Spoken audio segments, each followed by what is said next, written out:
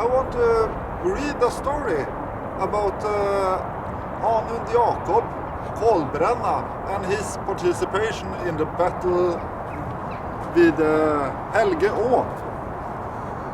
Anund Jakob, born, they believe, 1007 or 1009, and he died at 1050. He was the son of Olav Skjøtkonung and was named only Jakob. But when he was about to be elected king, the people didn't like a Christian sounding name. They want a more Swedish sounding name, so to say. So he had to take the name Anund, and it's by the name Anund he's known in the stories. That was around the year 1020 when he was about to be king. Even the coins he had made in Sigtuna was imprinted with the name Anund. There are very few sagas about his contributions as a king and a ruler. Two things that stand out, that's his name Kolbrenna, because he had men's house burned down to ashes and coal when striving for law and order in quite harsh fashion, according to some sagas. Anund's foreign policy was to preserve balance in Scandinavia. With that, he also switched sides several times. First, he supported Norway's king and his brother-in-law, Olav Haraldsson, and Magnus the Good against Denmark's king Knut the Great, and Knut the Great's sons also.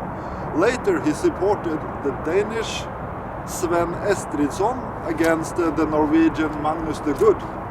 So Magnus the Good had him both as an ally and as an opponent. The most famous event during his time was the battle by Helge Å in 1026. Since Anund and Olav became brother-in-law, there was peace between Norway and Sweden. Knut the Great tried several times to bribe Anund with both great and magnificent gifts and friendships. In a meeting in Kollingahella, the Norway's and Swedish alliance was concluded. Let's get back to the battle now. In 1026, the two allied fleets gathered after Olav has raided Sjælland and Anund has, in real Viking style, raided eastern parts of Skåne. In total, they had 420 ships, and Knut the Great was in England by that time.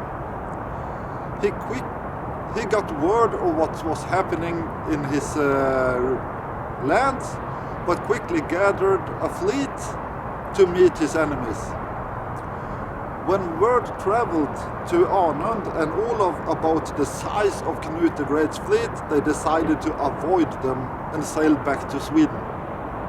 They passed Skåne, which was raided again, and came no further than Helge Å, where they set up a defense in order to meet Knut the Great's fleet. The different sources for this battle differs a bit. Some say that Anund had his army by foot, but most sources said that he had his fleet.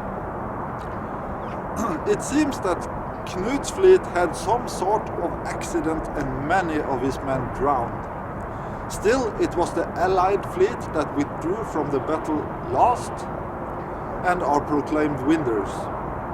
The great losses by the Danes would make the battle a tie, so to say, but according to the customs, the one who leaves last are the winner.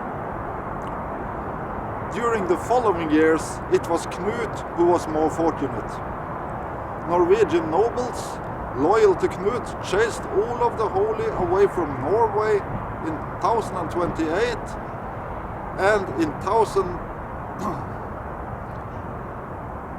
the year 1030, Knut the Great also had coins made in Sigtuna with the inscription Knut Rex SW.